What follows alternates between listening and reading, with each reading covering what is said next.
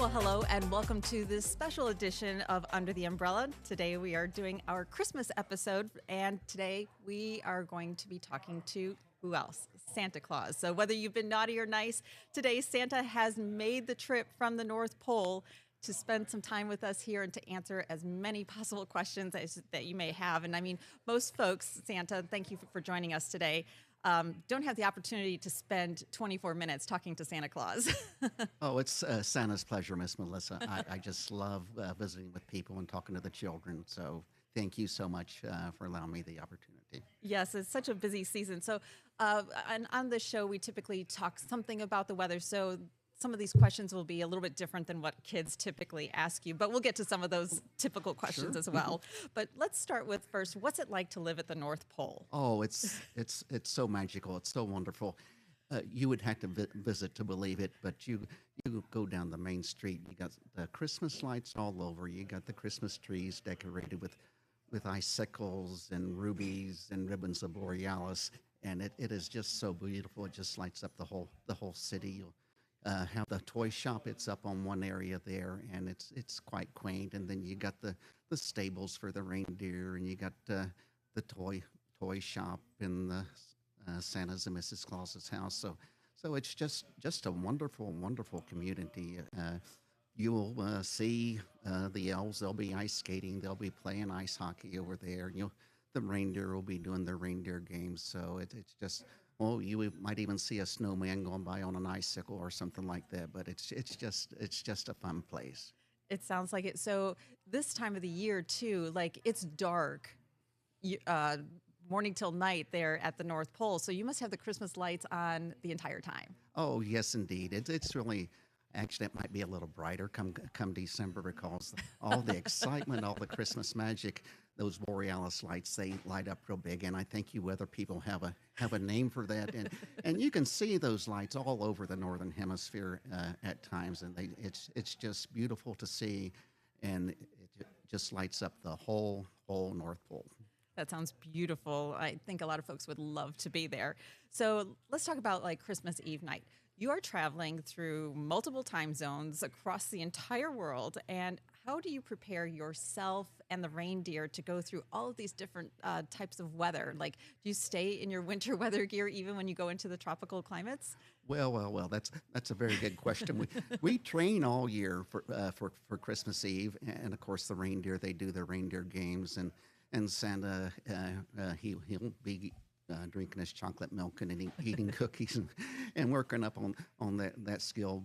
But yes, when we get to the southern hemisphere, the weather does change, and Santa changes with the weather. So all the children deserve toys under the tree. So you might, if you're in the southern hemisphere, you might see Santa dressed a little cooler. But it's a fun time of year, and it's the most wonderful 24 hours you would ever see. Those time zones, they come and they go. It's just so magical the way it's worked up where Santa can get all those toys delivered in just one night, all those houses and all those Christmas trees. Yeah, and actually, like here in North America, and we're actually at the end of the time zone for the day, so we're one of the last stops for you throughout the entire Christmas Eve, right? Oh, yes, we get all the way up to Alaska and Hawaii, and then we get to the date line. Yep. And then Santa's finished for the day. Yeah, exactly. So we're actually one of the last ones on the list here to go through your night here in the U.S. So a question about Rudolph. So he's got his nose and it lights up, of course, and it helps get you through fog. Do any of your other reindeer have any special characteristics, should we say, that can help you manage going through some of the weather? Oh, yes, Santa's reindeer, they all have special characteristics, just like all the children in the world. We are all different. We have special abilities, and some have different abilities and unique abilities, but the reindeer, they have their uniqueness as well.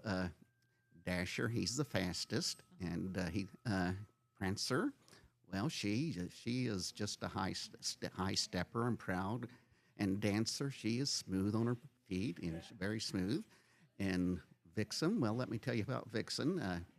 She can move and make those quick turns that Santa needs. And Comet, oh, you would love Comet being a weather person. Why is that? Well, that long tail Oh, yes. got it. That long tail, she she does the navigation for the crew, and Donner, he's got the good eyesight, and he's also the loudest, and so, and That makes sense, Donner. and some of the elves nicknamed him Dunder because Yeah, exactly. he sounds like thunder. Thunder. I caught up on that one. Yeah, and Blitzen, what can I say about Blitzen? Blitzen is invaluable. He is fast for short periods, so those are good when you make the short landing strips on those those small houses. So it takes a whole team. And do you know the most famous reindeer of all? I assume it's Rudolph. Yes, yes, the red nose, and yeah, he's a very special reindeer. Can I tell you a story when Rudolph was born? Absolutely. I tell you, it was the most wonderful time. It was getting close to Christmas, and me and Mrs. Claus, we were inside around the fireplace, and I was eating some cookies, I had to admit, and some chocolate milk, and I looked out the window, and there's this faint glow coming from the stable, and I said, Mrs. Claus, there's a fire out in the stable. And she looked out. She says, no, Santa, that is something special. So we all hurried out there. And Aw. wouldn't you know, there in a stall, there in a manger, was a little baby reindeer. He's covered up in straw, trying to hide that nose that was glowing. But the Aw. straw wouldn't hide it. And, of course, the other reindeer, they were sort of acting a little funny. They thought it was sort of funny, making fun of him and things like that. And it remained that way for a real long time. They Aw. just never would accept him. And Mrs. Claus said to Rudolph, you just remember, one day you are going to save Christmas that beautiful red nose. And sure enough, it wasn't long. We getting ready to deliver one year, and we had the great big blizzard come through. You may remember that big blizzard.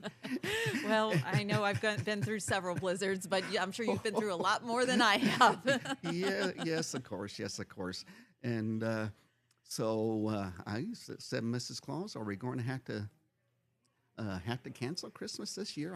We can't see through all this blizzard and the snow.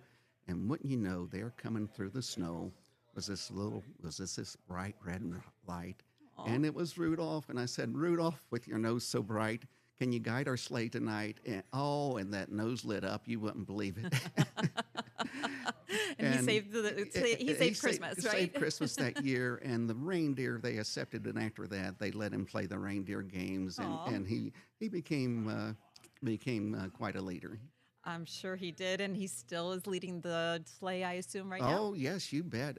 Every year he's at the front. We wouldn't have it any different. So do you also have, by some chance, including Rudolph, do you have like a weather radar, like a Santa weather radar on your sleigh to help you like navigate yourself around the world? Yes, indeed, we do. We have the latest technology, and the elves at the Weather Bureau up there at the North Pole, they will project the weather and possible detours if we need to make them but because of the weather. So, yes, the sleigh is the latest in technology. So you have your own elves that are meteorologists to help you? Oh, does that surprise you? No, it does not. I wouldn't expect anything less, honestly, but I'm just confirming. I mean, we have never really confirmed that Santa's got meteorologists there. It's a whole weather station, and they monitor the weather year round, and all different kinds of weather. You'll have the ENSO weather, the El Nino and the El Nana. Yeah. And also we have the El Santa. Well, here we can look, as folks are looking at their screens, if they want to know the weather at the North Pole, they can go to the National Weather Service here. Yes, of course. It's at weather.gov, and then if you go into that upper left-hand corner where it says go and you type in North Pole, kids, you can go ahead and look to see what the weather's like where Santa is year-round. So just as Matt, who is our director here, he's typing in North Pole, and it'll pull up the weather here right where you are, so then kids can keep an eye on Santa. Yes, of course, and that is very accurate, believe it or not, that they do such a wonderful job letting people know what the weather is like. Sometimes it's a little colder than what's reported, but it's still pretty accurate. Yeah, it's pretty good, and this is a lot of fun. So, I wanted to ask you. So earlier this year, I interviewed a couple different pilots who are open air pilots in open air planes. So they said it's really cold when you go up into the atmosphere and when you're flying. But they also said they also have to be really careful because there's bugs and birds and all the stuff that are flying into their faces. What do you do to protect yourself and Oh, the reindeer? oh, yes. But once again, a very, very, very good question. We still do the open sleigh, Uh huh.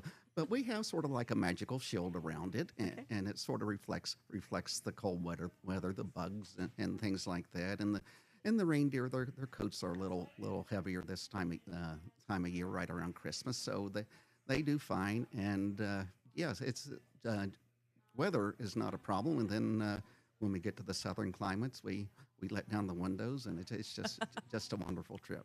So you don't need to wear goggles or anything like that when Oh, you're flying well, to well, try well, to well, protect yourself. yeah. Sometimes I'll wear a shield, but generally the bugs and the birds are no problem.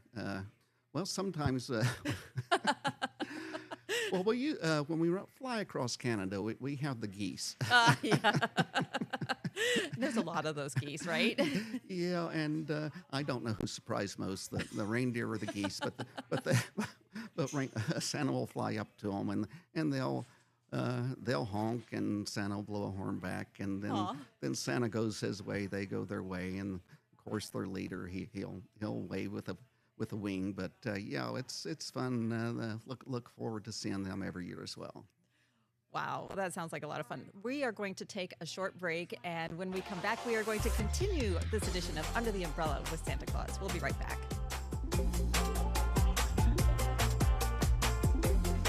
Good job, Matt. You're doing good.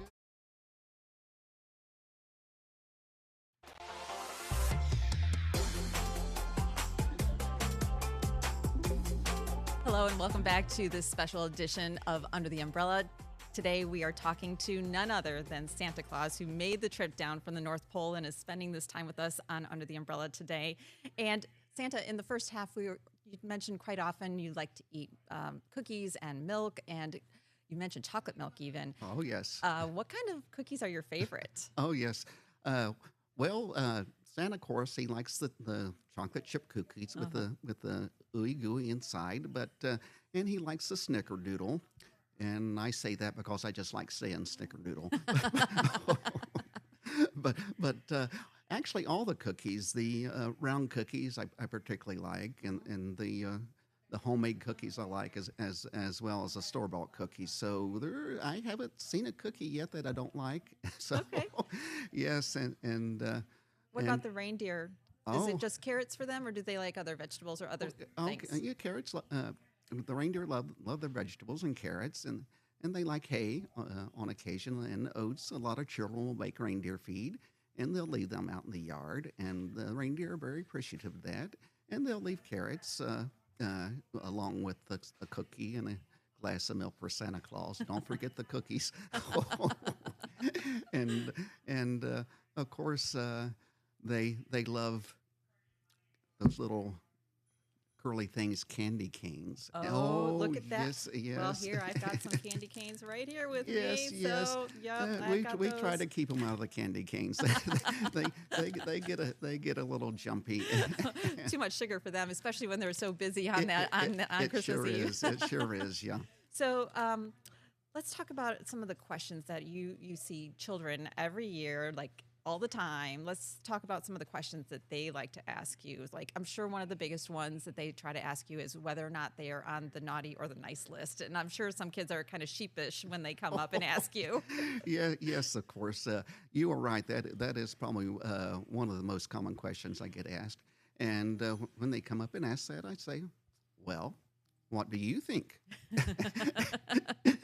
And some may squirm a little bit and fidget a little bit, and then I say, "Well, what?" And some will say, "Well, I think I'm on the nice list," and I will say, "What do you need to do to stay on the nice list?" And they'll give me a list of things about being nice and being kind and considerate to others. And the ones that are on the naughty list, I yeah, sort of give them a few clues on what they can do to get off the naughty list. Believe it or not, Melissa, there's not very many children on the naughty list, and it takes a little bit of a little bit of prodding for Santa to put a child on the naughty list. There's one year the elves came to me and they said, Oliver, Oh, we're going to have to put him on the naughty list. oh no. Well. Oliver, he was a little mischievous. He didn't always do what he was supposed to do all the time. One time he put a frog in his sister's bed. And he's been known to tie his little brother's shoes and things like that. Oh no. One year, when the elves came to me and said, we have to put him on the naughty list. Well, he went to school, the last day of school before Christmas break. And when the teacher sat down in her chair, there was a loud noise, and you never guess what it was. It was a whoopee cushion. Oh no. And the children all laughed. Did that get him off the naughty list, or did it keep him on the naughty list? Well, I got a note from his mom, and Oh. she says, our Oliver, you may need to talk to him. Well, I wrote him a letter, and she said, you may need just to give him some coal Oh. in his stocking.